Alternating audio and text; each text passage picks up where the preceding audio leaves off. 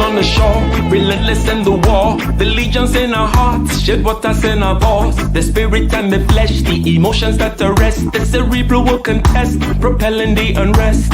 Preachers and bandits with means underhanded, the teachers pedantic and lack understanding. So sweep out the sand with the broom in your hand. Stand up, make we burn Babylon. Guess I can give the world to you, but the falling of the curtain is for certain. Be careful where you lurking, demons searching. The spirit and the women fight the battle within.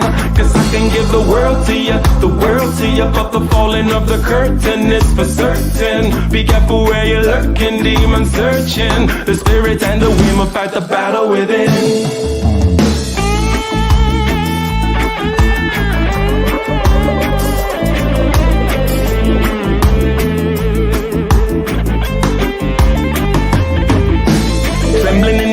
With the semblance of a blaze, with gratitude and rage, we touch another page with delirious delight, impervious to light. This vitality and might encourages the flight. Preachers and bandits with means underhanded, the teachers pedantic and lack understanding. So sweep out the sand with the broom in your hand. Stand up, make we burn Babylon. Guess I can give the world to you, but the falling of the curtain is for certain. Be careful where you're lurking, demons searching. The spirit and the women fight the battle within. Guess I can give the world to you, but the falling of the curtain is for certain. Be careful where you're lurking, demons searching. The spirit and the women fight the battle within.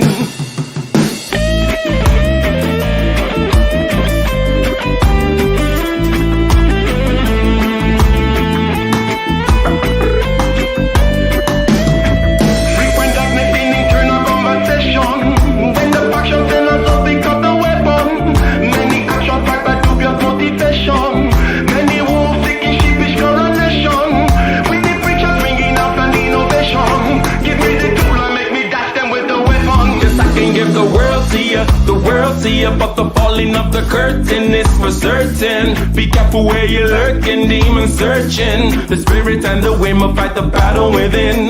Cause I can give the world to you, but the falling of the curtain is for certain. Be careful where you're lurking, demons searching. The spirit and the women fight the battle within.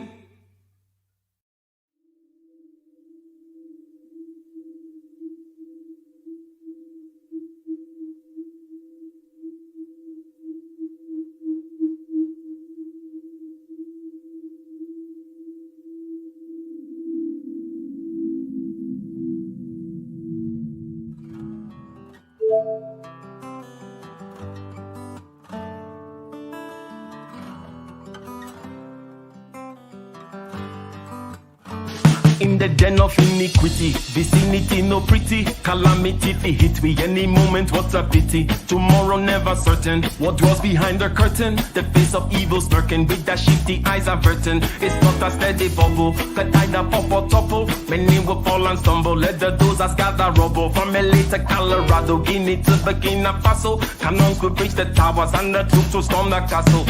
I say, run, come, make we get it.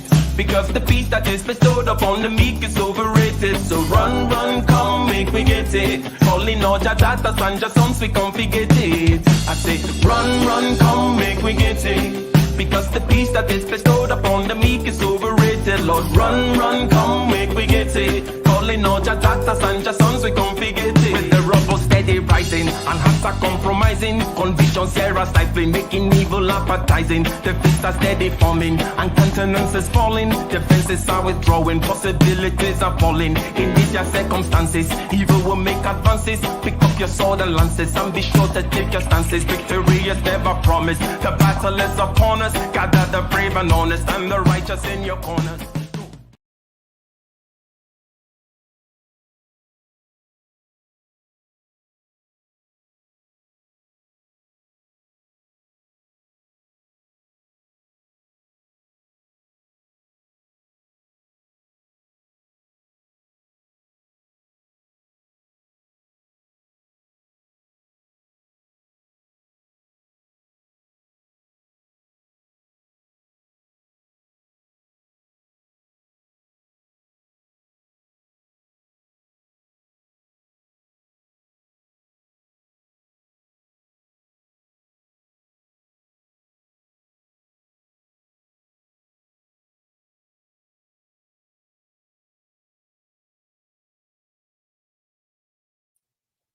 Oh, no audio. Look at me out here pouring my heart out, telling you all my secrets, and there was no audio. Is the sound? Can I get a one if there's a audio now, please? Get your act together, sir. Get your act together. So, get a one in the chat or yes. Thank you very much. So, yes, yes, yes. Apologies, first of all. Apologies, first and foremost, are appropriate for being late. And also, it seems like our guest is not going to be joining us today. But her name is still on the title of the show. Her name will remain emblazoned in the title of the show as a symbol of my shame and my dishonor. You heard that, Wallace? I've been shamed and dishonored. I've been ghosted. I was out here simping. I was out here simping and tricking. And ain't that right, Dr. Thunder? I was committing the original sin. What was the original sin? The original sin was simping. Adam was the first simp. And like all simps, from then and through history, we were punished. We were punished. And Jessica could not make it today to this conversation. However, I want to share some thoughts on the topic. And thank you very much, ladies and gentlemen, those of you whom are here in the chat today. Because the project of how we work, how we relate, and how we organize ourselves as human beings is something that we have put some conscious effort into only very recently. What I mean by that is for millennia, for thousands of years, right? Don't you agree, Wallace, that for thousands of years we have had certain ways of structuring ourselves, certain roles when it comes to gender, for example, whether it be hunting and gathering, whether it be the farming versus the selling, whether it be the factory work, the hard labor versus the home front work. There are general ways in which we have organized ourselves for millennia, but only recently, we have started to experiment in a different direction. Because just like many things in nature, well, things are not fair. So, regardless of the particular arrangement, the typical modalities, there are always going to be people left outside. There's going to be ways in which things are unfair. Equality, after all, is not nature's bag. So we push for some freedom, we push for some equality, and we have to every now and then check to see how the experiment is doing, how we're doing in this experiment when it comes to putting men and women together and having them ignore certain things, having them ignore or rearrange the ways they interact vis-a-vis their biological connection to each other. Okay, because men and women already have a relationship with each other. In other words, the potential relationship with each other, the potential ways in which they typically operate in a sexually dimorphic species, where there's the male, there's a female, they come together, procreation. So bringing them together, though, in a space for work is something that is fairly recent, and we will be foolish, we will be foolhardy, or it will be foolhardy to assume that we have it all figured out, or that we have taken all the key learnings from this, or we have done all the adjustments needed. No, it is a blink in history compared to the time whereby the roles were defined otherwise. And we were not doing so much of an experiment. So if we're going to do an experiment, let's do the experiment. Let's look at what we have learned. What have we found out? What is to be changed, if anything? What are the roadblocks that we see? This is what we were going to have a conversation about. And I got the points that I want to make here really quick. It says here 5 lies. 5 lies. What are those 5 lies? And what do I mean by that? Well, maybe it's a little clickbaity, but it is a means of having points to circle around while we have the conversation about what we have learned. And welcome, ladies and gentlemen. My name is Ike Ogiaman. Over here, we talk about being better and doing better with a strong emphasis on doing. And how is everybody doing today? How is everybody doing today? And what are we doing today? We're delving into the five lie. Lie number one, I say. Lie number one. Can you guess what lie number one is, Dr. Thunder? Can you guess what lie number one is? And again, as I said, a little tongue in cheek, but as a way of lie number one is women want to work. Hmm. That is lie number one. Women want to work. And why would that be a lie? Why would that be something that is controversial? Why would that be something that we should pause and relook at? Well, it's rather simple. Well, what is work? And why would anybody want to work? Wallace, do you want to work? As Dr. Thunder often says, like, babies are lazy. Human beings are not naturally disciplined. This is something that we whip ourselves into shape for, the wanting to work. Dr. Thunder and myself, we have a whole show where every week, every Tuesday, you definitely come back and want to check it out every Tuesday, where we talk about getting ish done. We give tips and tricks about whether it be about overcoming sloth or being more effective versus being more efficient, the balances, the trade-offs, and so on and so forth when it comes to getting things done, all the way from your particular internal attitudes and skills to external tools and so on and so forth, right? So this is a difficult, stressful thing that we do. So what is this wanting to work thing? Okay. Now, let's look at the word work then, because if it is just the labor thing, then it could be easily argued, right? It could be easily argued that who would want to do that? Who would want to work? But what else do we get from work, Wallace? What else do we get from work? And when you say want, what do we mean by want and all those other kinds of things? Obviously, right?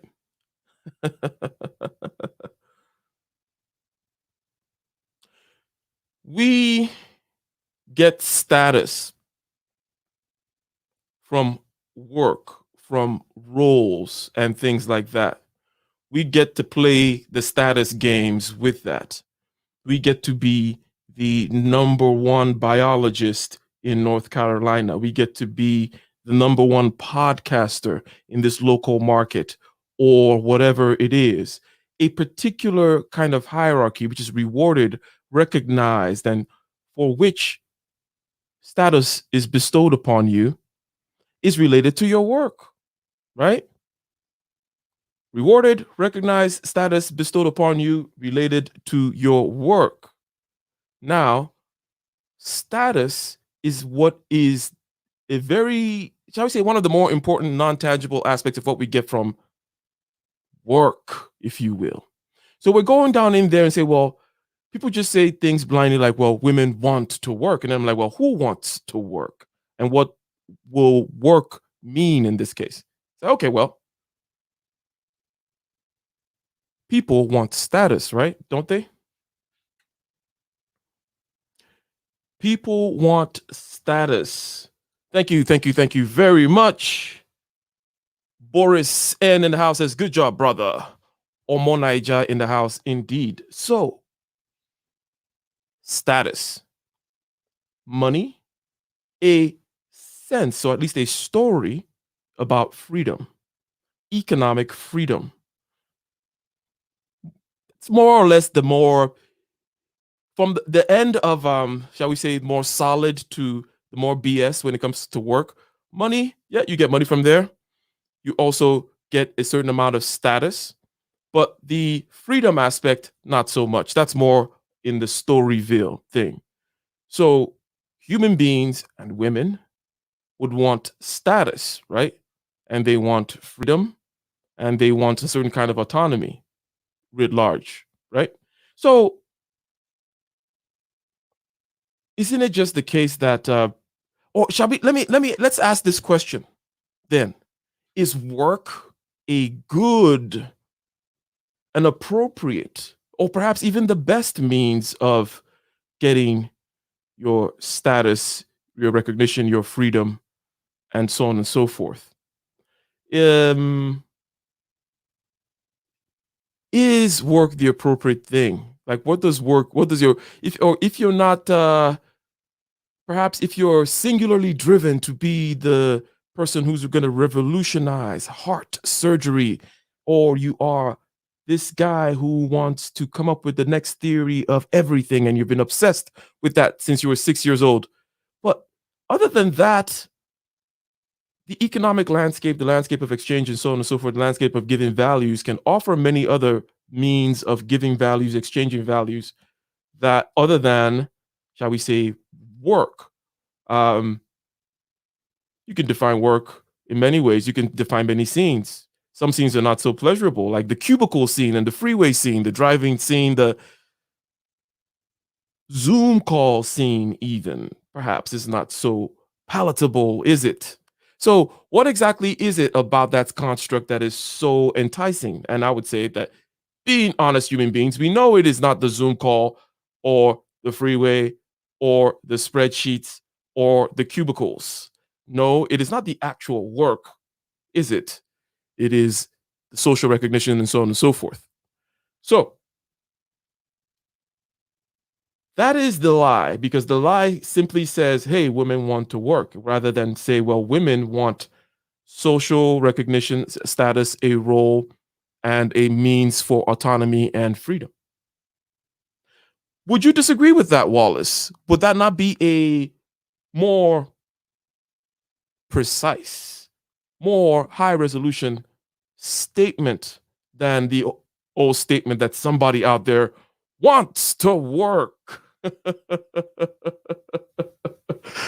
So, indeed, indeed.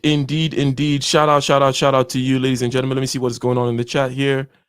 Said primitive Karen, but woman said, oh, Booga, leave Kiev. Wallace, you causing trouble out there. So that is the first lie. And I think that the first lie and its place is rather clear to us. Like, we understand why we would put it there in order to understand more fully this idea. Well, what is work to you? And what we get money from work, we get status from work, and so on and so forth. And you can look at that and you can begin to say, hey, if these are things that are required, and women have been getting these things elsewhere by some other means before, let's say it was the case that whatever the woman was doing before was given status, right? As opposed to the denigrating of the status of what the woman used to do, right? So is it necessarily the case that you have to go back to work in order to get status, recognition from the group? Perhaps not. And perhaps, and given certain other evidence that we have, we know that people are not out there saying, yes, I love to work. If they have the choice of not working, if they have the choice of having their status, their recognition, and having a role to play, can be arranged. Okay. If this status, recognition, and role to play can be arranged by some other means, people will take that other means. Women will take that other means. We have heard them anecdotally say that. And also, given the general idea that who really wants to do the hard labor part of working? Is it not just the value part? And in other words, if what I can do outside of the cubicle and outside of the W-2 and so on and so forth can be valued. But the problem is this: it needs to be socially valued.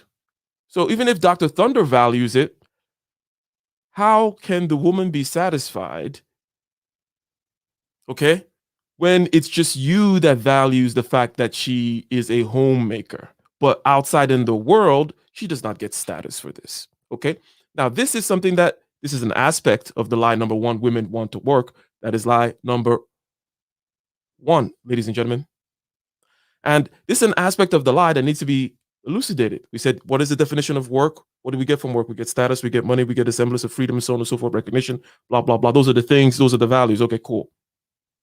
Is work the best way to get those things? Perhaps not. Were there other ways by which women got those things before? Perhaps so. However, if those other places are not highly valued by the society, then can you really call it recognition and status? If society does not say that what she is doing, let's say as a homemaker, is valuable, then you can't tell me about the status thing, because status is bestowed by, the culture writ large, right? So, ladies and gentlemen, that is the slight exploration of the first lie.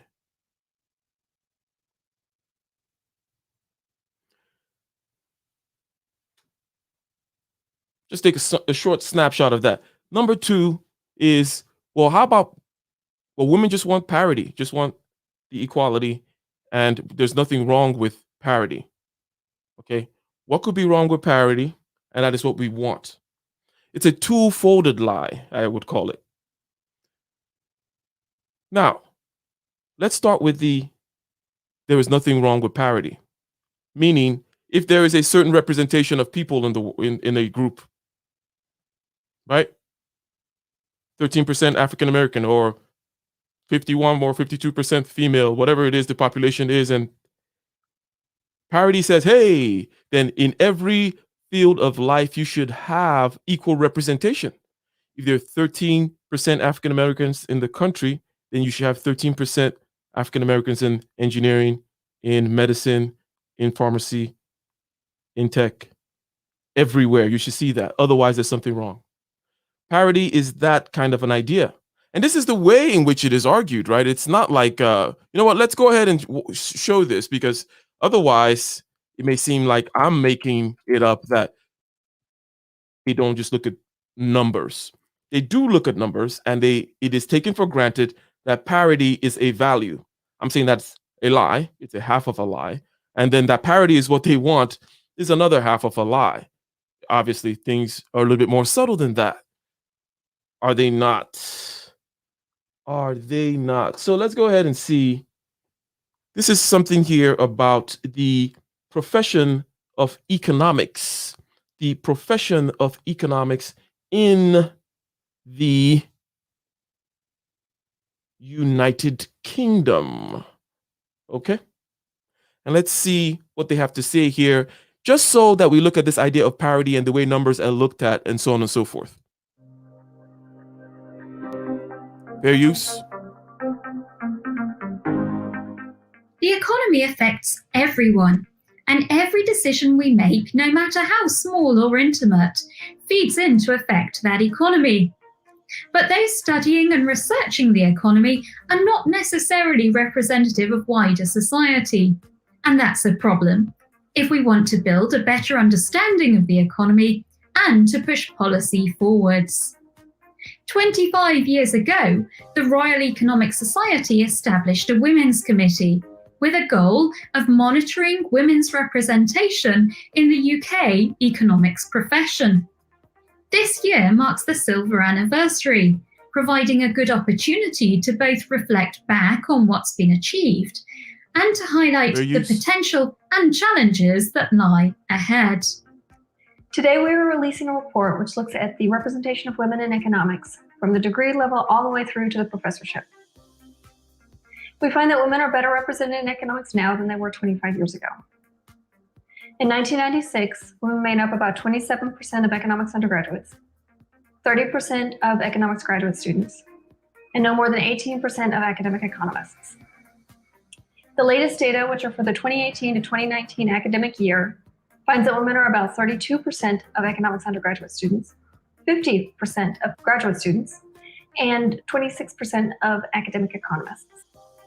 But despite this improvement, women are still heavily underrepresented in economics in the UK, and there are in fact some signs of stagnation and retreat. Let's start with students. Across all economics students in the UK, from undergraduates to PhD students, there are now twice as many men studying economics as there are women. The gender gap is in fact the largest amongst UK students. So amongst students who are domiciled in the UK, women represent 27% of undergraduate students, 31% of master's students, and just 32% of PhD students. And worryingly, the gender gap has been getting worse rather than better amongst UK students. Of those studying at undergraduate level, the proportion that are women has fallen from 31% in 2002 to 27% more recently. And amongst master's students, it's fallen from 37% in 2002 to 31% more recently. Now, what happens once we factor in ethnicity? Ladies and gentlemen, we are getting the picture slightly. We are getting the picture, are we not? Just to talk about the whole parity thing. Meaning, well, in this case, it's a 50-50 thing that we should be looking for. Anything less than that 50-50 in any particular endeavor, in this case, the field of economics and the higher education end of things, then we are missing something. We're missing the boat. There's something wrong. It is worrying, as she says. She says, worryingly, things have been getting more drastic in terms of the gap. So the idea is this, okay, parity is good, okay? However, I think that there are many ways, many easy ways to begin to attack that claim that you should have equal numbers, equal representation, right? Point is, people choose what they want. And if we look at the Scandinavian countries, and many of us know this, Scandinavian countries where many things through government programs and so on and so forth have been done to create a lot of equity and parity when it comes to opportunities. Okay. Men and women still choose to do very different things. Okay. But if you go to, let's say, Ethiopia, you go to Africa, for example, a lot of women go into engineering. Do you know why, Dr. Thunder? More women go into engineering in Ethiopia or will, right? Don't quote me on this. While in the West, less women will start going into engineering. In the East, or where people are coming up in, shall we say, the upcoming economy, the developing world, whatever you want to call it, right? You're going to have more women going into engineering. Why is that? In other words, this idea of, oh, everything should be equal at every front, in every particular level of development of every society everywhere, is kind of insane. Now, the reason why obviously more women in Africa will be going into engineering is because there's money to be made there. Why do something that you don't like if it's not necessary?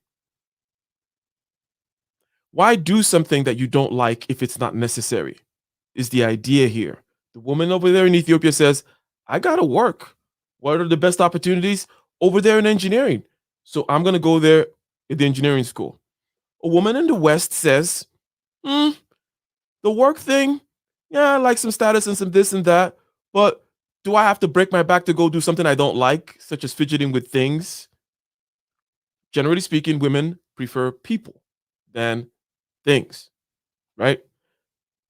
Do I want to go sit around in Cheeto dust doing code all night? Maybe not. Maybe I want to go study this other thing because now I don't have to worry about the bottom parts of Maslow's hierarchy of needs. I don't have to worry about where am I going to breathe my clean air or drink water or get my food, clothing, and shelter, basically, right?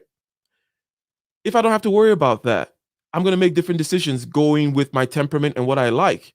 Meaning, if I'm a woman and I don't like economics, okay, then I'm not going to go in there. And it doesn't mean anything, or it is not automatically, a priori, a negative, a derogatory thing, or it's not something to be worrying about necessarily would go the case, right? Necessarily, right? So, ladies and gentlemen, this is lie number 2. Lie number 2 says what? What does lie number 2 says? It says parity, equality, equal representation in the numbers is what is wanted, and equal representation in the numbers, there's nothing wrong with that. I say that these two halves of the lies are true or wrong, more complex, and so on and so forth. And we just attack the first part, just looking at the way they talk about numbers. And we're like, hey, you know what? How about the reality on the ground? And I give you just some simple examples. Okay. Go to Scandinavian countries, women do what they want to do. They have equal opportunities, but they don't choose the same things that men choose. Why not? Well, asking the question why not, I think the burden is on you when you come with that question, why not? Like, why don't women choose the same things that men choose? Let's stop and think about that question. If I told you women are free, men are free, and then we said, hey, here are a bunch of things, you choose them. Women choose, in general, different things than men choose. Why is that a problem? You see, regardless of whatever your political ends or your thoughts of fairness are, at some point it's just a question of, well, why are you making problematic certain things that ought not to be problematic at all? Okay. And as I said, you go to East Africa, more women don't want to go for the engineering thing because they're trying to get out of the lower end of Maslow's hierarchy of needs. It's about that food, clothing, shelter. Over there is the opportunity. I'll do whatever I can to get it, even though I don't like it. There's more reward in it. But if I'm in Scandinavia with a great social safety net, higher standard of living, infrastructure, and so on and so forth, then I'm going to do what is more in my temperament. Or my temperament, you might say, has been shaped by the realities around me. But regardless, we should not be looking at parity, equal representation, in other words, as the goal. There are going to be places dominated by one particular group and other places that are not dominated by that particular group. My last thing I like to say here is about if the Japanese, or let's say the Koreans, if the Koreans start saying, you know what, we want parity in terms of representation in the people who win marathons. So you know that little place in Kenya where everybody comes from that wins all the marathons? Okay? The Japanese want to compete with that place. Or the Koreans want to compete with that place. And like, why don't we have parity in marathon runners? What's up with these East Africans always winning the marathons? This is not fair. You will never get there. I don't think parity is desired. I think it is understood that that is fine. That's their lane, their special mountain, and their special air, and their special frame as human beings makes it such that they're going to kick your ass. The marathon game is sewn up, as they say, right? So that's how it's going to be in when you slice populations into different groups. In this case, we use ethnicity or gender or so on and so forth. You're going to have these differences. And looking for parity, I would say, is more of a Frankenstein like approach to forcing your vision of order into society than is the other, when we naturally see people choose different things, ladies and gentlemen. So let's see here. What do we have? What do we have? What do we have? What do we have? Now, the other half of the lie, which is basically this, that parity is what they want. Because lie number one, what was lie number one, ladies and gentlemen? Lie number one is the lie that women want to work. And we broke that down. We understand why that is a simplistic statement. That's kind of silly. Who wants to work? What is work? What do we get from work? Is going to a cubicle the only ways of getting such things? How were all those things gotten before? So on and so forth. And then lie number two, parity is what we want and parity is okay. We just looked at why parity is not okay. Okay, equal representation amongst all kinds of groups is a sick scientist's kind of sick little twisted person's idea of how they want to arrange the world. Like, I look at all these percentages here, and these percentages over here must match. Am I saying that they're not, or that there aren't injustices in the world? Of course not. Kind of started out by saying that the space for freedom and the unfairness of the game, generally speaking, is taken for granted, in the sense that, you know, you have advantages, I have some advantages, so on and so forth, just by the luck of the draw.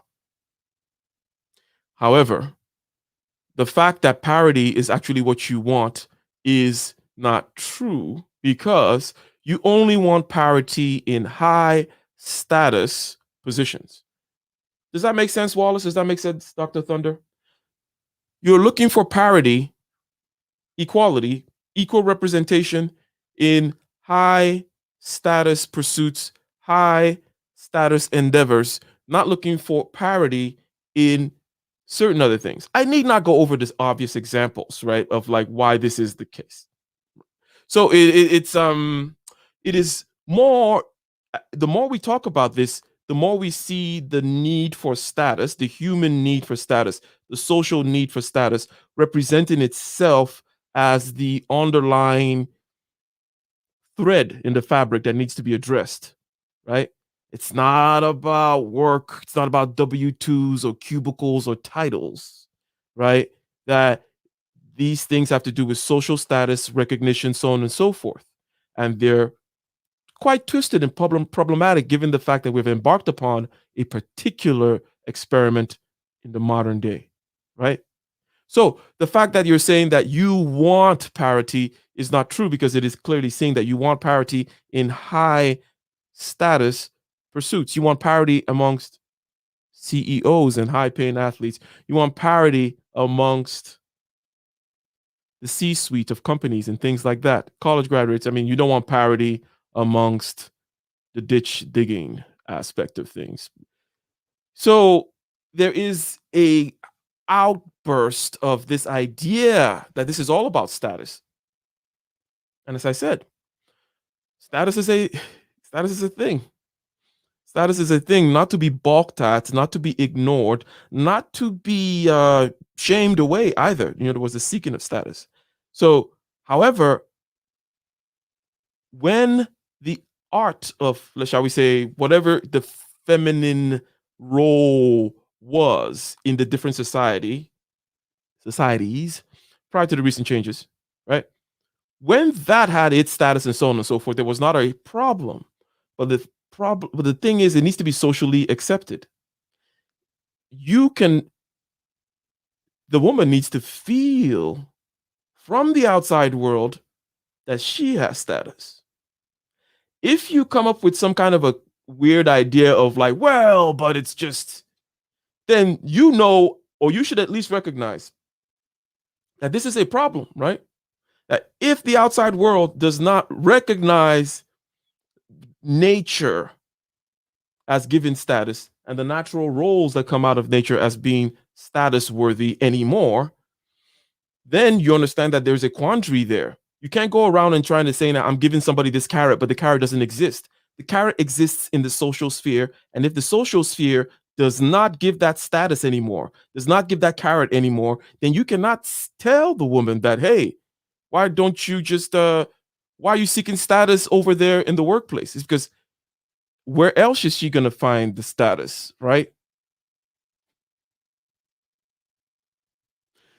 One must recognize the presence of that issue, that quandary, that thorny problem, and then one goes about and solving it in different ways from the individual perspective and also from the perspective of the social fabric, if you will. However, one must recognize it as a problem.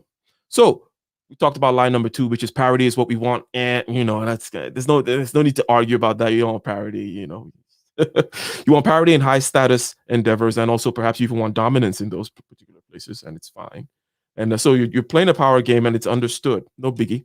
And then that parity is okay is something that can be easily seen through it. The logic breaks down when we look at examples, okay, and then when we just look at the world of nature and distributions, looking for equal representations when people are also going to be free is a little strange. There's a contradiction in there, okay?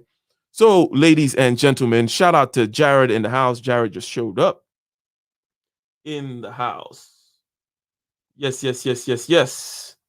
And we got Wallace in the house. We got the people in the house. What is number 3? What is number 3? And by the way, I showed that video earlier just to show you that they do talk numbers. They're like, these numbers are not looking so good. And these numbers, this is how they talk about it, right?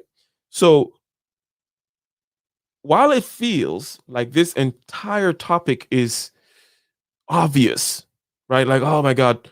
However, I think that pointing out the landscape such that you look at the actual problems and then the fake problems, the fake solutions, and so on and so forth, I think is key. Because there are real problems. As I mentioned before, status must be bestowed upon. And if there is no status out there, you cannot tell somebody, oh, but there's status there. It's like, no, that well is dry. Okay. Now, you could say that it was my fault. You could say it was feminism that denigrated the feminine role. That feminism, for example, said, hey, all that stuff about what the woman does equals barefoot and pregnant, right? Let's just tarnish that image. Let's make it such that there is no status there anymore. And you could tell this person, hey, it was partly your fault or your sister's fault or so on and so forth for tearing it down. But the fact is, it doesn't matter. It's torn down. So now where is she supposed to get her status from? So that will be a recognition of a problem. And then you go about, doing or formulating your thoughts along the pattern of recognizing that reality. If you will, ladies and gentlemen. All right. So as I said, I left Jessica X's name up there because that's going to be a sign, a symbol of my shame and disillusionment and how I was out here simping, and Jessica X she ghosted me. She didn't show up. She didn't show up.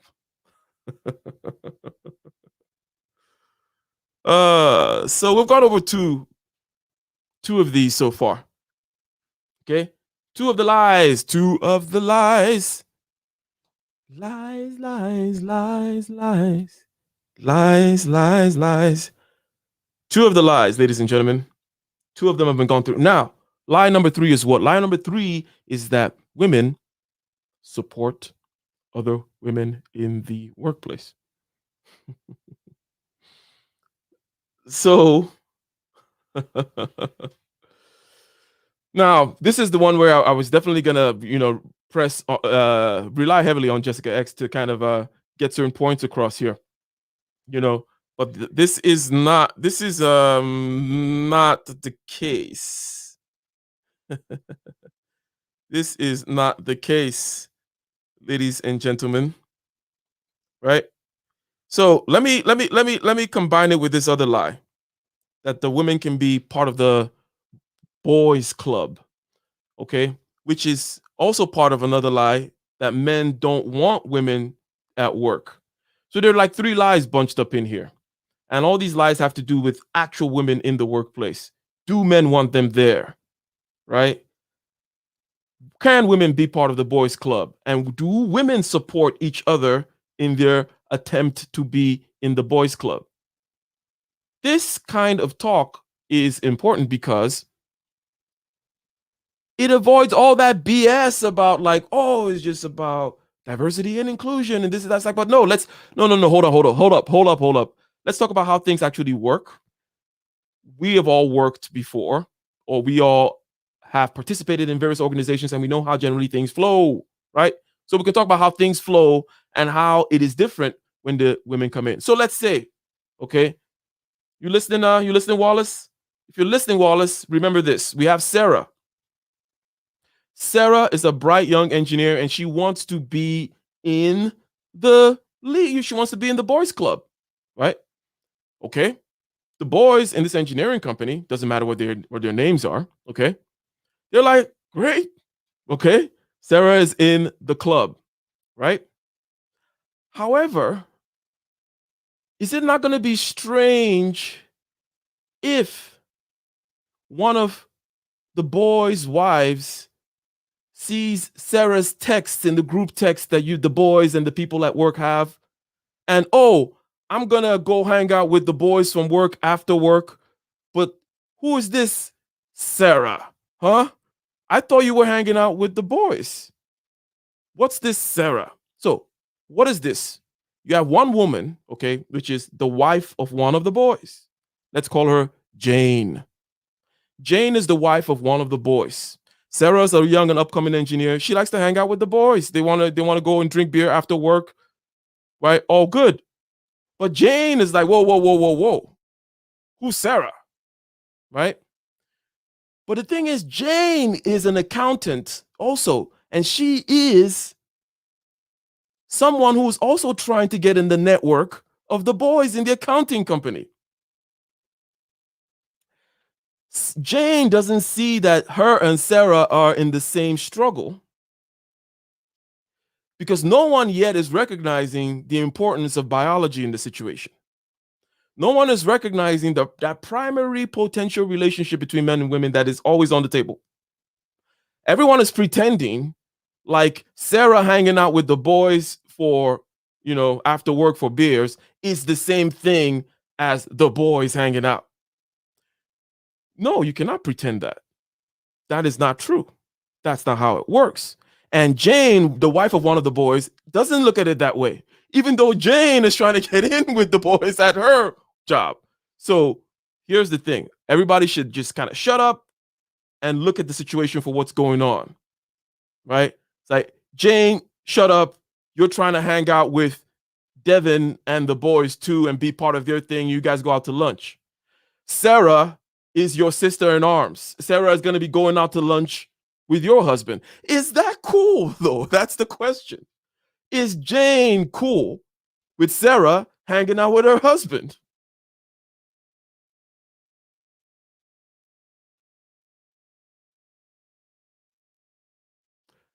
These are real questions. These are not just the hypotheticals or these things happen. And as I said, we've all participated in organizations. We all know exactly what I'm talking about.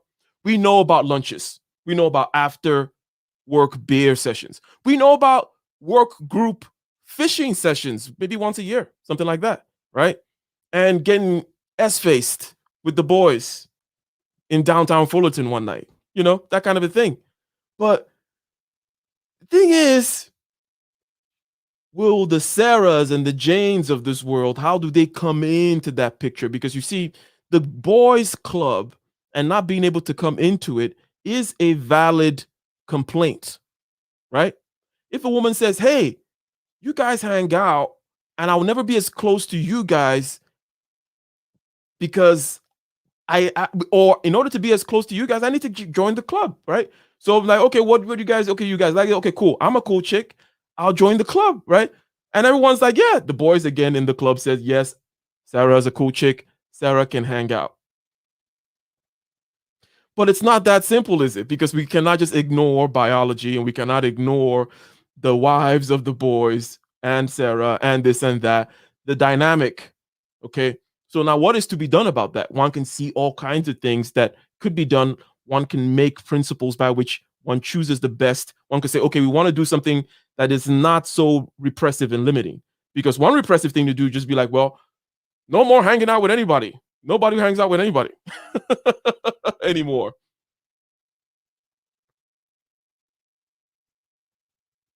Right? Nobody gets to hang out with anybody else. That can be one approach.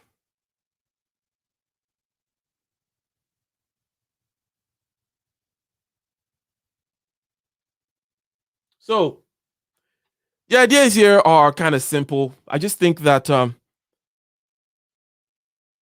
looking at it from an experimental point of view, which is what it is, you got to remember, only in the last blink of an eye, human history wise, have we decided to try out an experiment to try to shake nature free a little bit and to define roles based on some other things which we've come up with, some of which are foolhardy, some of which are fair.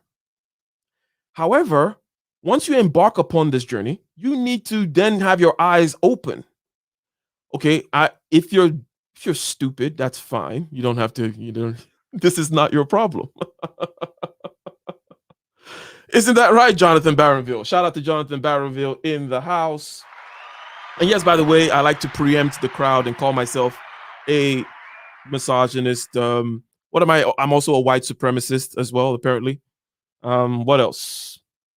I'm a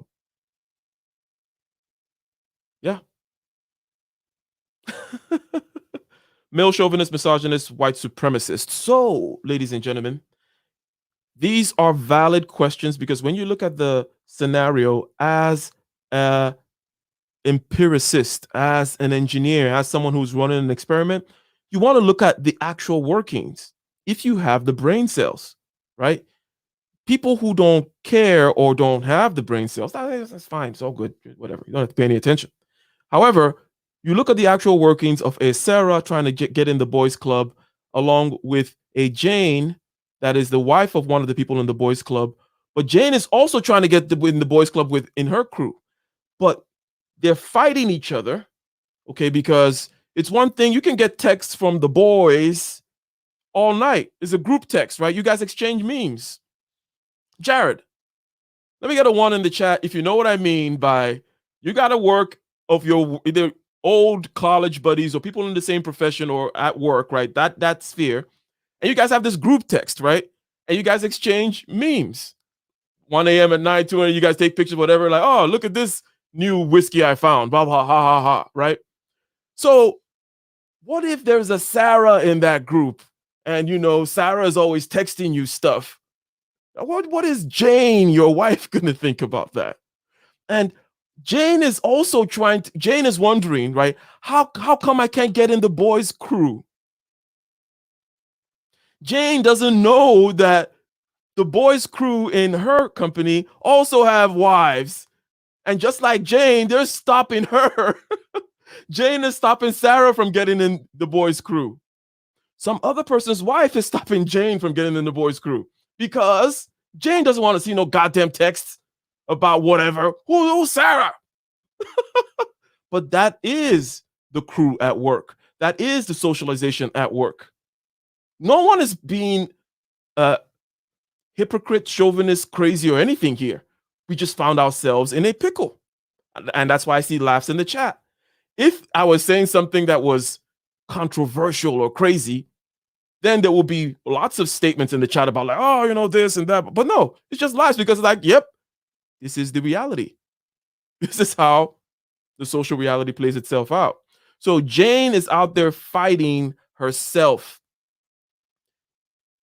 The best way to think about it is for Jane to accept that reality that, if I want to be in the group with my accountant buddy friends, men, I need to let Sarah have her fun too. You know what I'm saying? It's gotta, you gotta spread the love.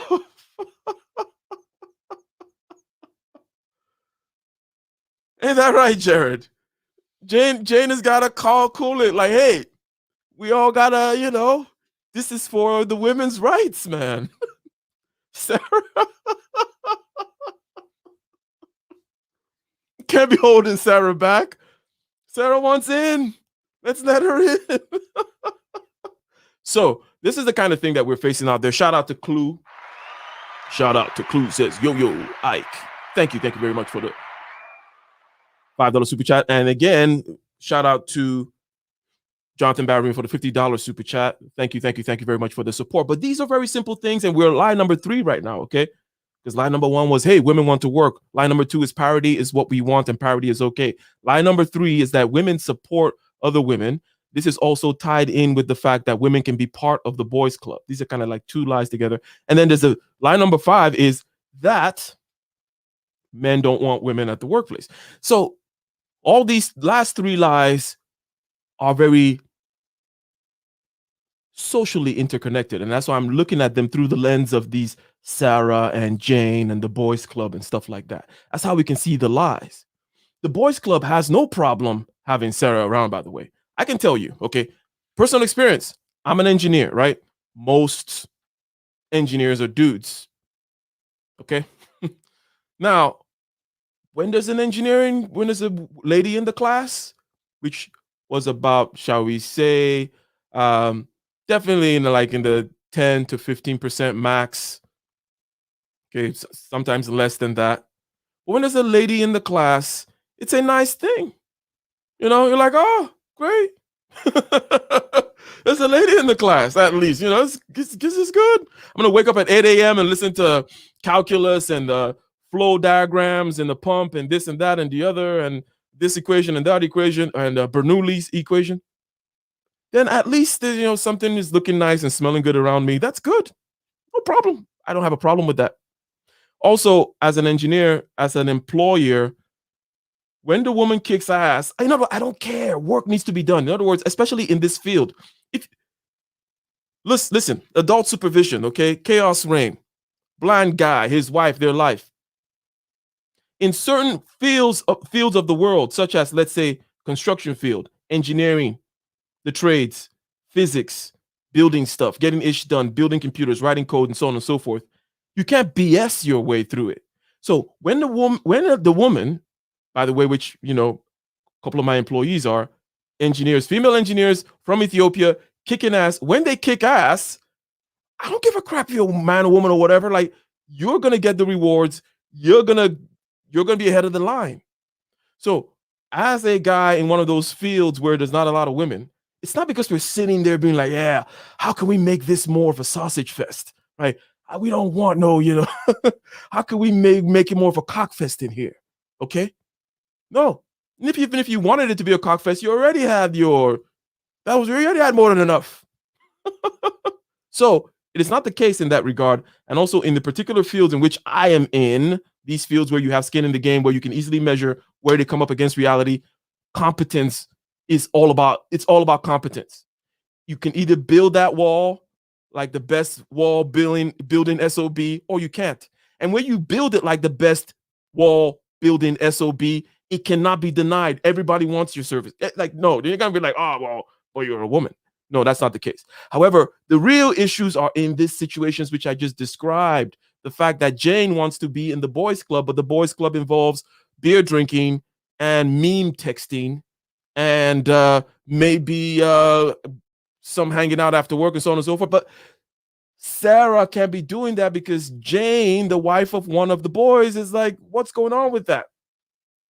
Jane is also trying to get in with the boys' crew in her job, but doesn't understand why can't get all the way in. She doesn't understand that Jane is the problem by blocking Sarah and all these other women. So women are out there cock blocking themselves from getting friendly with their male co-workers.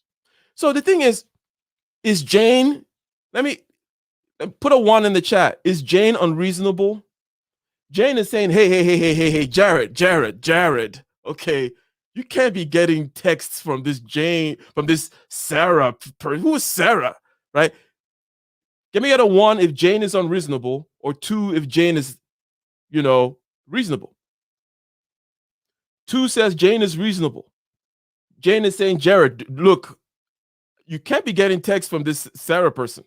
I get it if it's, if with some Logan and Paul and Jake. Yeah, you guys hang out. I get it, but who's Sarah? Right? 2 says that's reasonable. 1 says, nah, Jane needs to cool it.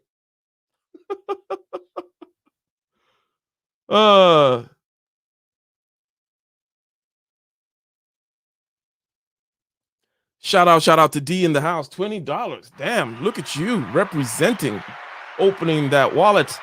Thank you very much. It says, yes, exactly right. You make coworkers acknowledge competence. So 100%. And in my field, it's a given, right? It's like in engineering, there's no like, I don't care. Like, if you can kick ass with that calculation, with that design or whatever, I want you around. Okay. And that's it. Because it's not about the BS or the image or all that kind of stuff, right? So the idea is, though, Jane is not unreasonable, is what I would say. Someone says 1.5. 1.5 is about right. In other words, Jane is acknowledging the biological reality, but she's not bringing in the other reality. What is the other reality? The other reality is the political reality. The other reality is the reality of the experiment. The experimentation that says we're going to bring men and women together into the workplace. Amen. Yes, that particular reality. She's not recognizing that part, but she's recognizing the biological reality that, hey, when somebody called Sarah starts texting your husband about giggly faces, this might be a problem, It's late at night, phone is buzzing, he picks it up, Jared's all laughing, Jared's all smiles. So she's acknowledging that reality. These are the realities I think that we need to acknowledge, okay? In the sense that we're there, okay? We're there, we're working together. We can't be stupid, though. We got to be like, hey, this is how things used to be. This is how perhaps we need to, it's a difficult, thorny situation for everybody. This one definitely did not come with a manual. We don't know what to do. Should Jane just relax and let Sarah steal her man? What should Jane do, D? D, you see, how about you represent the guest today? Because we were gonna have Jessica X up here to give us her point of view, but she ghosted me because I was simping. What would you do? How would you tackle that? How do you? Because one way to go about it would be to say, hey, how about Jane and Sarah make an alliance, right? How about women start saying, hey, you know what? There are other women that are in the workplace. They want to do the regular workplace activities. Okay. But if there's a woman in your work group, Jared, okay, says Jane, please, I want, let me know her, give me her digits. I want to know Sarah. Okay. I think, what do you guys think about that compromise? Is that a good compromise? So Jane, the wife of Jared, is like, okay, I don't want to cock block Sarah. Sarah is a bright engineer. She wants to hang out with the boys, but I need to know Sarah though, right? I need to keep her on check. I need to have my snipers dialed in on her chrome, on her dome rather, or cranium.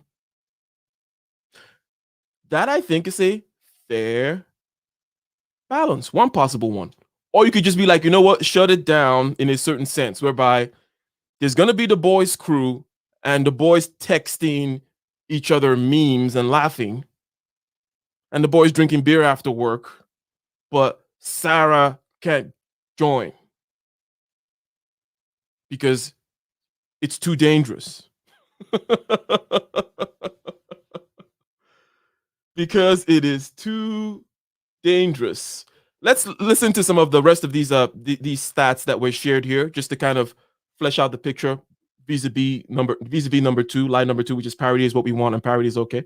Let's just go ahead and look at those for the remainder, and we'll be right back, shan't we?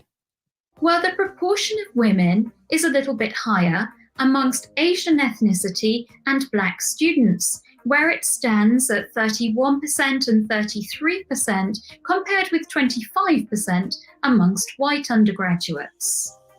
But by the time we reach PhD level, the proportion of women is 10 percentage points lower amongst minority students than it is amongst white students.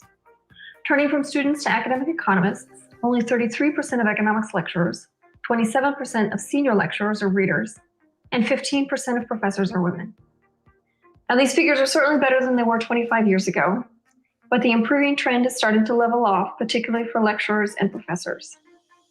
It appears that progress is starting to slow far before we will ever reach any kind of gender parity. Moreover, Black women are missing from the discipline. Of the roughly 25 Black lecturers in economics in the UK, no more than 5 are women. Strikingly, at no point between 2012 and 2018 was a Black female professor of economics employed anywhere in the UK, according to our data. Economics has come a long way in the past 25 years. But given the signs of stagnation and retreat, it's clear that the gender gap isn't about to close anytime soon. So we're calling on universities to ask themselves, why do so few UK women choose to study and research the economy? And You see, they're calling on them to ask themselves, well, we're going to ask you, D. We're going to ask you, why why do women not come to your restaurant? Why do women not come to your establishment? Why do women, or is there something you're doing to keep them away? Is there something you could do perhaps to help encourage, foster an environment that is more conducive to estrogen? That is the question. That is the question here. But the thing is, they already have an answer, don't they? They already have an answer. They have already put you in a category. They have already said, hey, it must be because you're doing some male chauvinist, misogynistic type stuff over there. Throw a little bit of white supremacy in there as well, just for good measure. All that stuff is being done. I know you are guilty. You are guilty. That exactly is the presupposition, is it not? So I think that given the comments in the chat there, we kind of understand the difficulties. Okay. We understand that Sarah is a danger to Jane. And it's not Jared's fault. It's not Jared's fault. Should people stop hanging out together at work? Should women not be allowed to wear makeup? Was one that our honorable friend Jordan Peterson put out a while ago. In other words, Jordan Peterson was asking these kinds of questions, which we just asked today. Reality questions, not the. Okay. Calm down, Ike. Reality questions. How do the social dynamics actually play out between a Sarah and a group of male engineers whom do the typical work bonding type of thing? How will Sarah feel about Joan, okay, in her boyfriend's text group? So we got Joan, we got Sarah, we got Jane. Dee says she does not want to form any alliances with these people. Some people are like, I don't want my coworker knowing my wife like that. That's too much. Jared has kind of acknowledged that the danger that Sarah poses because, hey, maybe Sarah might just be the perfect girl through your beer goggles after work. She's the perfect woman for your life. This Jane woman, has been nagging me to death, and Sarah's great. And, out there simping for Sarah. Sounds like a good kind of singer-songwriter song. Simping for Sarah, while the moonlight plays. And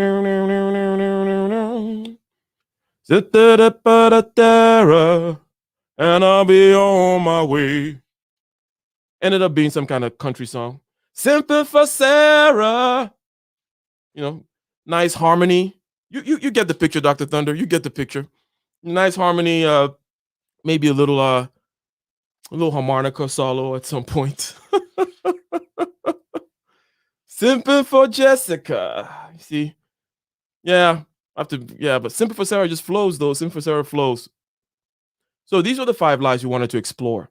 These lies are the things that ignore the lids that people put on top of the box, the social box, which we opened. The first one is women want to work. And we opened that box like, hey, I don't like that. That sounds like a lie to me. Open up the box. Nobody wants to work. And we look in and we're like, okay, what do we get from work? We get money, we get status, we get recognition, we get social role and certain kinds of things like that. And feminism has killed the status of the feminine outside of work and says that the only place where status should be gotten is in this kind of gray net of economics / pseudo-political public dance that people do. That's the only place for status now. F the home, F the family, F all that, because that's barefoot and pregnant. So to tell a woman, hey, why do you want to go get status out there in the workplace, is to say something that is rather insane. It's like asking, well, why did you rob the banks? Well, that's where the money is. Where do I go for work? That's where the status is. How do I get my status back elsewhere? Because really, I don't want to work. I don't want to work. That is the truth, right? So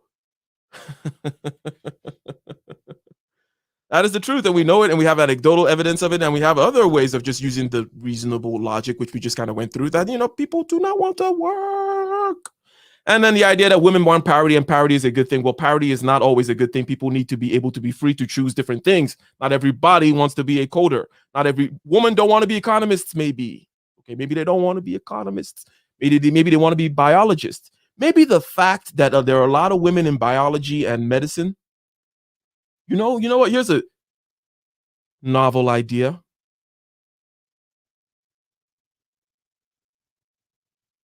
Maybe what's responsible for the fact that people are in biology, by people I mean the women people, It's because they like it. It's because they chose it. Because they like people and they wanted to help and all that kind of stuff. Maybe we should believe people when they say that stuff.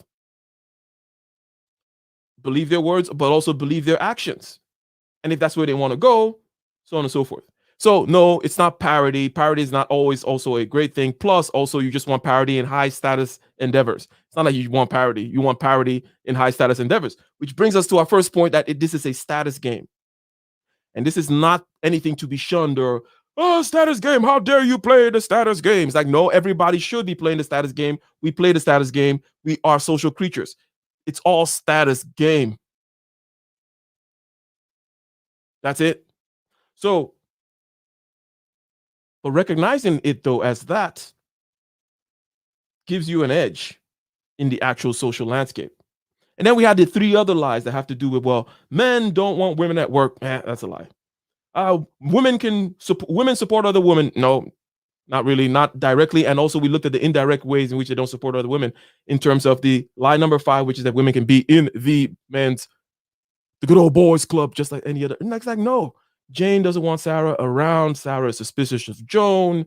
It's a messy situation that we find ourselves in.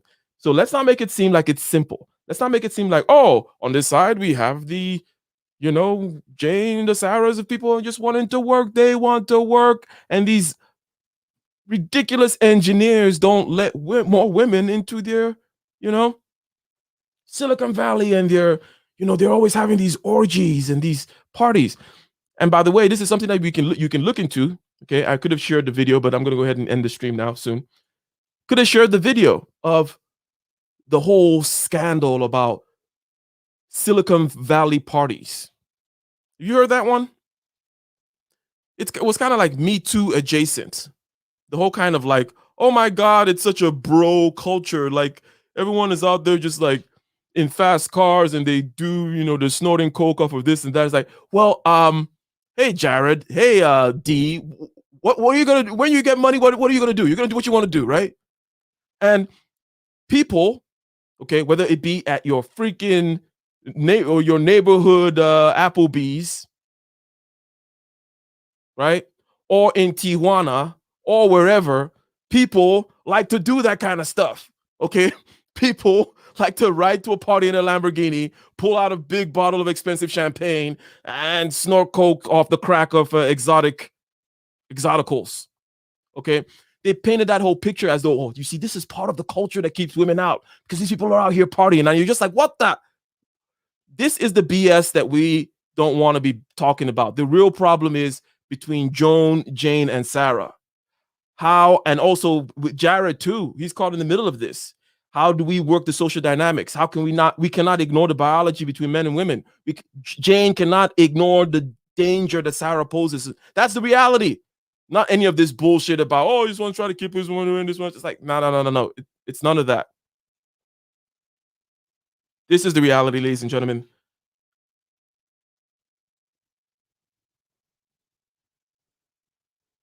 This is the reality.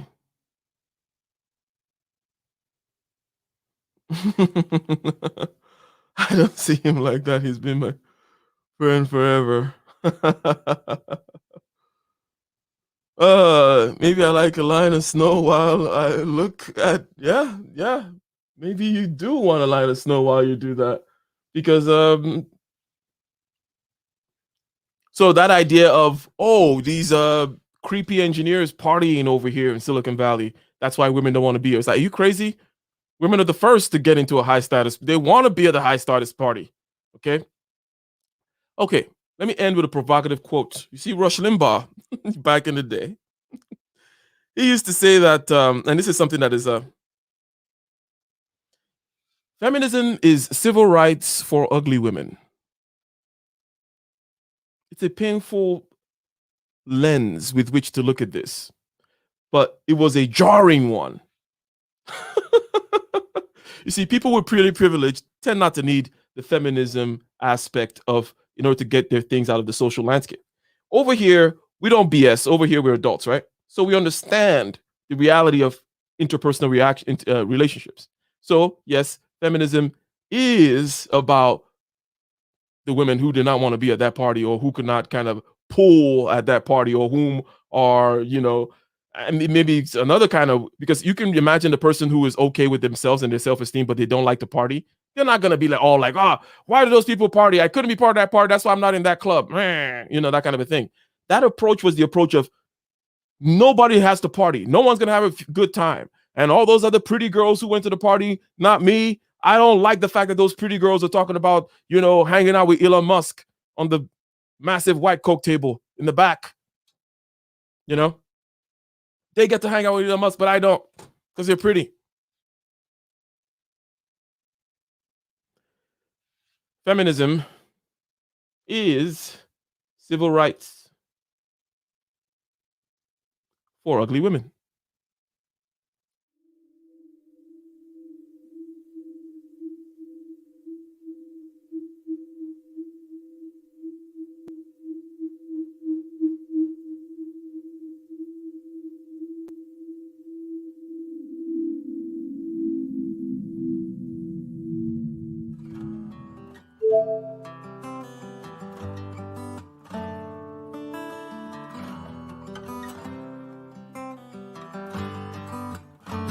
In the den of iniquity, vicinity no pretty, calamity fi hit we any moment, what a pity. Tomorrow never certain, what was behind the curtain, the face of evil smirking with that shifty eyes averting. It's not a steady bubble, that either pop or topple, many will fall and stumble, let the dozers gather rubble. From LA to Colorado, Guinea to Burkina Faso, cannons could reach the towers and the troops will storm the castle.